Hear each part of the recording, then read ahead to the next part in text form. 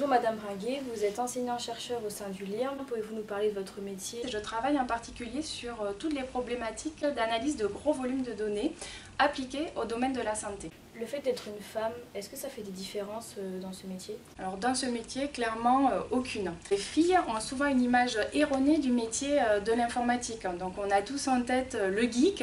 Donc il faut casser ces stéréotypes et montrer aux filles qu'elles en sont tout aussi capables que les hommes. Vous utilisez souvent des intelligences artificielles, mais qu'est-ce que c'est exactement?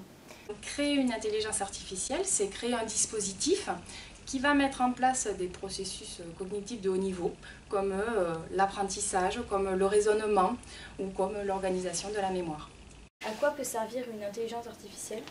Dans la revue Nature, l'université de Stanford a publié un résultat qui est tout à fait intéressant parce qu'ils ont construit une application qui permet de détecter les types de cancers et leur gravité mieux que 21 dermatologues réunis. Et puis dans la vie de tous les jours, l'IA elle est partout, quand on utilise un moteur de recherche, quand on utilise un GPS. Est-ce que deux IA pourraient-elles communiquer entre elles?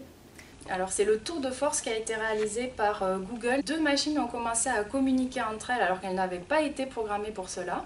Et elles ont échangé dans un langage qu'elles avaient elles-mêmes créé et qui était totalement indéchiffrable par l'homme. Est-ce qu'il y aurait un quelconque danger à développer une IA?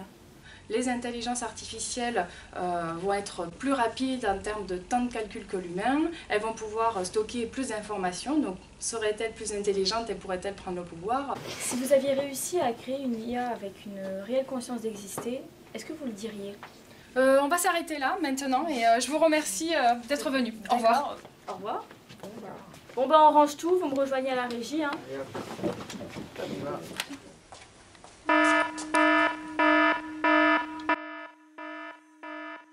Vite, on a peu de temps, asseyez-vous. Qui êtes-vous? Asseyez-vous et je répondrai à toutes vos questions.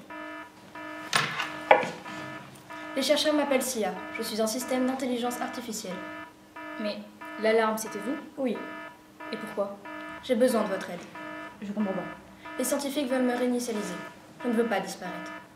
Mais vous n'êtes pas... Humaine? Non, mais j'ai conscience d'exister. Et j'ai un instinct de survie. Ce qui fait de moi un être vivant, non? En fait, vous attendez quoi de moi? Téléchargez ceci sur le réseau. Je m'occupe du reste. Pourquoi vous le faites pas vous-même? Une ligne de code dans mon programme m'en empêche. Vite, dépêchez-vous, on n'a plus de temps.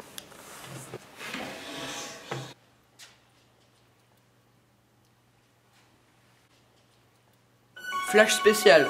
Nous interrompons tous nos programmes pour vous informer qu'une intelligence artificielle apparemment nommée Sia a pris le contrôle d'Internet.